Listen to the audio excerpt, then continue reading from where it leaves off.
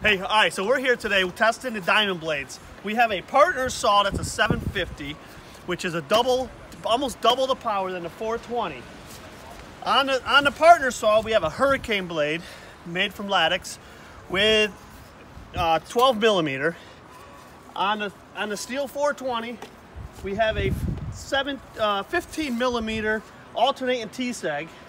We're going to demonstrate these ones and see which one cuts faster.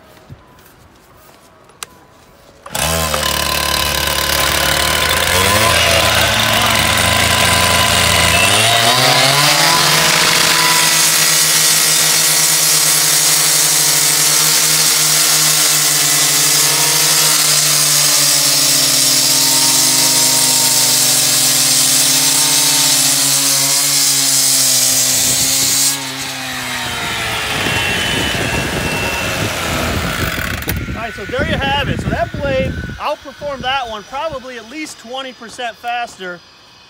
And that blade should last about twice the amount of cutting distance, because that's got the 15 millimeter alternating T-segs, where this one was a 12 millimeter.